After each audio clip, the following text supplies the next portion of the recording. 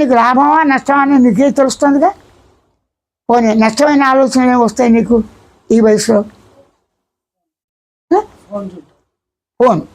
Phone మాట్లాడింది నీతో, నువ్వు ఫోన్ చేస్తే మాట్లాడతావా అంటే అది జడం.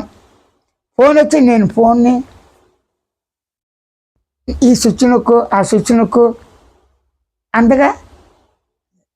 అలాగే సరే, మరి ఇది ఉందా నీకు బండి, పోనీ ఏదో ఒకటి ఉందిగా, సైకిల్ ఉందిగా.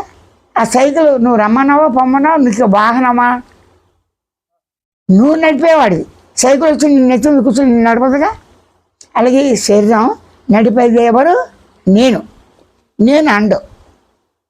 నేను కారులో వెళ్ళి వస్తాను, నేను స్కూల్కి వెళ్ళొస్తాను. కానీ ఏమంటాడు, నాకు నచ్చలేదు, రోజు నడిచి వెళ్తాను, నా మనసు అసంతృప్తిగా ఉంది అన్నట్టు శ్రమ అయిపోతుంది.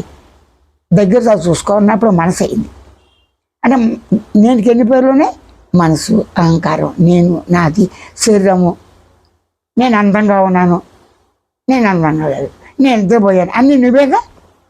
అప్పుడు నువ్వు ఒకటిగా ఉన్నావు అనేకంగా ఉన్నావా, ఒకడే. వాడు మానవుడుగా. వాడిని నువ్వు తెలుసుకుంటే చాలు. వ్యక్తిని తెలుసుకుంటే వ్యక్తిత్వం ఉంటుంది. వాడిని తెలుసుకుంటే నీకేం వస్తుంది, ఈ సుఖం దుఃఖం మంచి చెడు పాపం పుణ్యం అన్నీ ఉంటాయి. ఈ బంధాలు ఉంటాయి, ఉండక తప్పదు, చచ్చేదాకా ఉంటాయి. ఇవన్నీ ఉన్న టెన్షన్ ఉన్నప్పటికీ కూడా టెన్షన్ లేని స్థితిని నువ్వు నీకు ఉంటే చాలుగా. సరే, ఫోన్ ఉంది, నీకు ఒక లక్ష్యం ఉంది. అసలు లక్ష్యం ఏముంది చదువులో చెప్పు. అంటే అది అయితే నీకు ఉపయోగమా, మీ నాన్నకు ఉపయోగమా, సమాజానికి ఉపయోగమా? నీ ఉపయోగం గురించి ఎలా అంటే డబ్బు ఎంతో ఖర్చు పెడతారు, దాని తగ్గట్టుగా ఫస్ట్ ర్యాంకు అన్నీ రావాలిగా. వస్తున్నాయా? అప్పుడు నువ్వు అది లక్ష్యం పెట్టుకునేంత మాత్రం అవుతుందా నీకు? గ్యారంటీ లేదు. అప్పుడు ఏం చేయాలి? హార్డ్ వర్క్ చేయాలి. ఫోన్ ద్వారా చేస్తావా? నేర్చుకుని చేయొచ్చు, తెలుగు చూసి కూడా నేర్చుకోవచ్చు. ఇంగ్లీషు శుభ్రంగా చెప్తున్నారు ఇప్పుడు, తక్కువ. అది ఎలా ఉంచు, నువ్వు ఒక్కడివి బతుకుతావా? ఇది ఉండాలా? రైతు కాలేదు, రైతు లేకపోతే మనం ఉండగలమా? డాక్టర్ లేకపోతే ఉండగలమా? న్యాయశాస్త్రం లేకపోతే ఉండగలమా? ఈ మూడు అవసరం కదా, విద్య ఉండాలి కదా. అంటే విద్య అంటే ఏంటి, అన్నీ కలిసి ఉంటాయి. వాటిలో ఏది లేకపోయినా కష్టమే కదా.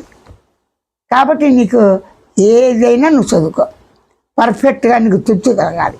నీ తృప్తి ఇతరులతో పోల్చుకోవద్దు, నీకు తృప్తి అయితే చాలు. ఒకడేంటి అత్తసరి మార్కులతో నాకు చాలు ఉంటాడు. వాడికి ఐడియా ఉంది, నేను కష్టపడి ఏ పని చేసినా నలుగురితో పాటు ఉంటా, నలుగురు మా అమ్మ నాన్న చూసుకుంటా, గ్రామాన్ని చూసుకుంటా, 10 మందికి నేను సేవ చేస్తా, నేను తింటాను, మా నాన్న పెడతా. రేపు నీ పిల్లలకి నువ్వు చెప్తావా, నీ పిల్లలు నీకు చెప్తారా? ఏంటండి వింటారా వాళ్ళు? మీ నాన్న అమ్మ చెప్తే నువ్వు వినవు అని వింటున్నావా? నాకు తెలుసుకో, నేనే విన్నాను, నేను చెప్తే మీరు వింటారు, రెండు తెలుసు. కానీ అన్నీ వినక్కరా, మెయిన్ థీమ్ ఏంటి?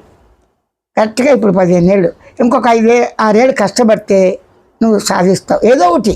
ఆ సాధించిన దానివల్ల ఏం చేయాలి? మ్యారేజ్ చేసుకోవాలి, సంసారం పెంచుకోవాలి, అమ్మ నాన్న విడకుండా ఉండాలి. ఏకముచ్చుడేగా, వాళ్ళతో పాటు ఏముంటావా? ఫారెన్ వస్తే వెళ్ళిపోతావా? ఏ చైనా అమ్మాయి వచ్చి పెళ్లి చేసుకుంటే కోటి పరిస్థితి వెళ్ళిపోతావా? అలాంటివి లేవు కదా, నేను అంతా ఉంటావు కదా.